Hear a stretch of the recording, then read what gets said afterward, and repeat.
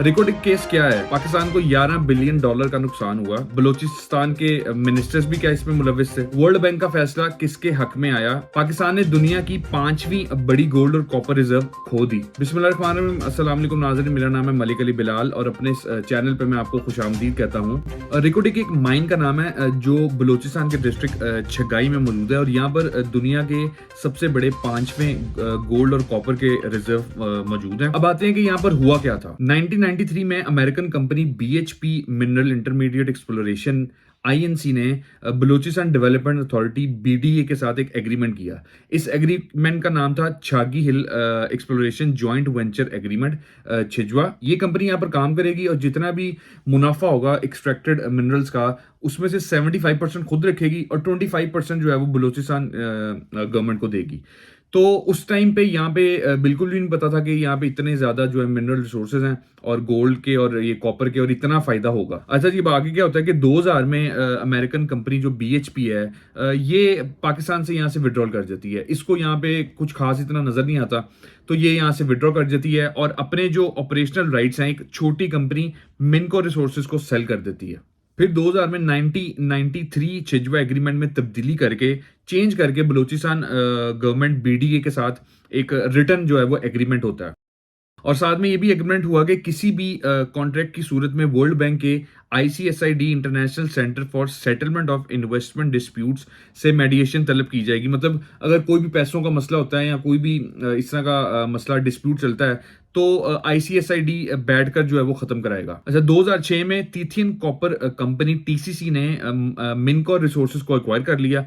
TCC एक Australian company है। 2007 में TCC ऑस्ट्रेलियन बेस्ड कंपनी को माइन डेवलपमेंट राइट्स मिल गए और उन्होंने माइन में इन्वेस्ट करना शुरू कर दिया। अब होता क्या है कि इसी दौरान बलूचिस्तान हाई कोर्ट में एक पिटिशन फाइल होती है जिसके मुताबिक TCC ने कोड़ियों के भाव जो है वो गोल्ड माइन खरीदने के लिए बलूचिस्तान गवर्नमेंट ऑफिसल्स को रिश्वत दी और जिसकी वजह से जो चिजवा जो है वो इलीगल हो जाती है। 2006 में ये अपील बलूचिस्तान हाई कोर्ट ने डिसमिस कर दी। 2010 में एक सीनियर जर्नलिस्ट की जानिब से ये केस मंजर आम पर लाया गया और जिसमें इस माइन में मौजूद ज़खायर की मालियत जो है वो 260 बिलियन US डॉलर्स के बराबर बताई गई।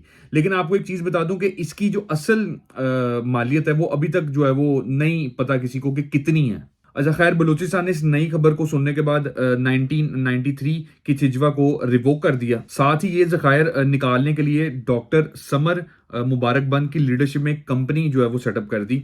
लेकिन मैं आपको बताऊं कि तब तक पाकिस्तान के पास ये मेटल माइनिंग रिसोर्सेज और मतलब जितनी भी ये बड़ी आपके पास जदीद जो टेक्नोलॉजी है वो नहीं थी। ये उस वक्त की मैं बात करूं कि तब तक पाकिस्तान के पास ना ऐसी कोई रिसोर्स नहीं अवेलेबल था या ऐसी कोई टेक्नोलॉजी अवेलेबल नहीं थी, मशीनरी अवेलेबल नहीं थी जिससे ये रिसोर्स जो है वो एक्सट्रैक्ट किए जाएं। और जो TCC कंपनी थी, ऑस्ट्रेलियन कंपनी थी, उनका यही प्लान था कि पाकिस्तान से इन रिसोर्सेज को एक्सट्रैक्ट करके बाहर ले जाके कनाडा और ऑस्ट्रेलिया में इनको रिफाइन किया जाए और बाहर की मार्केट में जो इनको बेच के जो है वो प्रॉफिट बनाया जाए। एक रिपोर्ट के मुताबिक कंपनी का 10 साल एस्टिमेटेड प्रॉफिट जो था वो $104 बिलियन के करीब था। अच्छा, होता क्या है कि जी उधर TCC ने अपनी जो है वो माइन डेवलपमेंट की रिसर्च की और सारी उसमें करने के बाद उनका तकरीबन जो है वो 360 मिलियन US डॉलर जो है वो अभी तक इसके ऊपर लगा चुकी थी। वो क्या होता है कि वो उसके बाद जाती है बलूचिस्तान गवर्नमेंट के पास इसका माइनिंग का लाइसेंस मांगने। वहां से जो है वो बलूचिस्तान की गवर्नमेंट उनको कर देती है इनकार। ये बात जो है वो ये बात चली जाती है सुप्रीम कोर्ट ऑफ पाकिस्तान के पास। सुप्रीम कोर्ट में अब 3 जजों का जो है वो बेंच बैठता है। पहले जज होते हैं चीफ जस्टिस इफ्तिखार मोहम्मद चौधरी, दूसरे जस्टिस अजमत सईद और तीसरे जस्टिस गुलजार अहमद। ये तीनों जो हैं वो जज वहां पे शामिल होते हैं। ये तीनों जज अपना जो फैसला है वो बलूचिस्तान गवर्नमेंट के हक में सुना देते हैं और TCC को जो लाइसेंस है वो देने से इनकार कर देते हैं। और एक बात और, TCC ऑस्ट्रेलिया में इनकॉर्पोरेटेड है, यानी ये पाकिस्तान और ऑस्ट्रेलिया के दरमियान होने वाली ट्रीटी 1998 के अंडर प्रोटेक्टेड है। अच्छा जी, अब टीसीसी ने वर्ल्ड बैंक के आईसीएसआईडी में पिटीशन फाइल कर दी और साथ ही इंटरनेशनल क्रिमिनल कोड में भी केस जो है वो प्रोसीड कर दिया। आईसीएसआईडी का फैसला टीसीसी के हक में आया और क्योंकि एग्रीमेंट टर्म्स के मुताबिक आईसीएसआईडी के फैसले को बाकी कोर्ट्स के फैसलों के ऊपर प्रेसिडेंसी हासिल है, तो इसीलिए पाकिस्तान की कोर्ट्स को भी ये फैसला जो है वो मानना पड़ा। 2020 में आईसीएसआईडी की जानिब से पाकिस्तान को 6 बिलियन यूएस डॉलर का डैमेज जो है वो पे करने का कहा गया।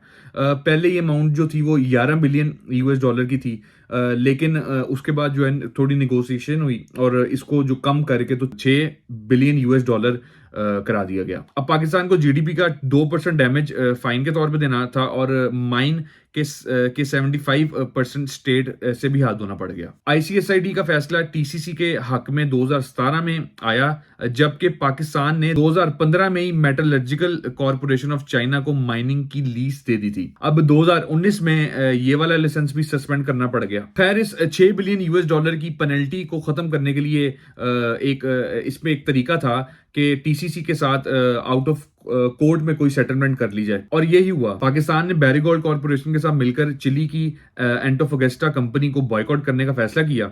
इसमें बैरीगोल्ड का फायदा था क्योंकि जिसको इनिशियली पहले 37.5% की जगह अब 50% मिलेगा, क्योंकि टीसीसी बैरीगोल्ड और एंटोफगेस्टा के बीच में 50-50 का वेंचर जो था वो तय था, और बलोचिस्तान को वही 25% मिलेगा जो उसको पहले ही मिलना था, जबकि बाकी का जो 25% था पाकिस्तान की ही 3 एसओईस ओवर द टाइम एंटोफगेस्टा से खरीदनी थी। क्या ये डील इतनी ही बेहतर है जितनी मतलब आपको बताया जा रहा है? आखिर मिला अभी भी 25% ही और बाकी का खरीदना पड़ना था। इसी दौरान जो है बलोचियों ने वहां पे जो है वो लड़ाई शुरू कर दी और काफी ज्यादा गवर्नमेंट को भी कहा, बोले, और काफी उन्होंने मसला खड़ा कर दिया। उन्होंने कहा कि जी बलोचियों की जमीन से रिसोर्सेज निकल रहे हैं तो इन पे ज्यादा हक जो है वो बलोचियों का है। अब आप लोगों को सारी जो है वो इसकी बैकग्राउंड समझ आ गई कि रिकॉर्ड डेक केस क्या है, ये कहां से शुरू हुआ, बीच में कौन सी कंपनीज का क्या मसला हुआ, गवर्नमेंट ने क्या इस पे जो है वो इशू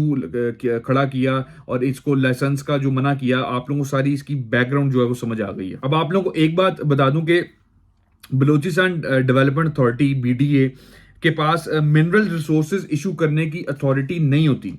मतलब इनके पास ये अथॉरिटी नहीं है कि ये किसी को भी मिनरल रिसोर्सेज की जो एक्सट्रैक्शन की अथॉरिटी है वो किसी को दे दें। इनके पास इस चीज़ की अथॉरिटी नहीं है। लेकिन तब उस वक्त जो थी वो केयर टेकर गवर्नमेंट थी पाकिस्तान में, तो इसीलिए इसको जो है वो मंजूर कर दिया गया 2000 में। अब या तो बीडीए के जो चेयरमैन हैं या मिनिस्टर्स हैं, इन्होंने कोई ना कोई घपला किया होगा जो इतनी जो टर्म्स इन्होंने मान ली और अपनी इतनी कीमती जमीन जो है वो दे दी। किन टर्म्स पर दी, क्या हुआ, अब ये सारी चीजें तो उस वक्त अल्लाह ही जानता था बेहतर। लेकिन उस वक्त एक चीज है कि उस वक्त 2000 में जो गोल्ड माइन है वो डिक्लेयर नहीं की गई थी। लेकिन अब एक चीज हकीकत है कि पाकिस्तान अपनी जमीन का 25% खरीदने के लिए अगले 10 सालों में बिलियन ऑफ डॉलर्स इन्वेस्ट करेगा, और जिसकी वैल्यू है, जो जिसका प्रॉफिट है, वो मतलब नहीं पूरा किया जा सकता। हुकूमत के मुताबिक इस प्रोजेक्ट से तकरीबन 8000 से ज्यादा जो है वो नौकरियां जो है वो निकलेंगी, और इसमें हुकूमत का जो है वो काफी जो है वो फायदा है। पाकिस्तान के मुस्तकबिल के लिए काफी फायदा है, इसमें नौकरियां मिलेंगी और काफी ज्यादा जो है वो फर्क पड़ेगा निज़ाम में। जो जॉब्स नहीं मिल रही हैं ही नहीं पाकिस्तान में जॉब्स, तो इससे तकरीबन 8000 से ज्यादा नौकरियां निकलेंगी। ये केस जो है वो अभी तक चल रहा है और इसका आगे क्या फैसला आता है, क्या होगा, वो मैं आपको साथ साथ गाइड करता रहूंगा। तो नाज़रीन, इसी के साथ मुझे दें इजाजत और मिलते हैं अपनी नेक्स्ट वीडियो में। अल्लाह हाफिज।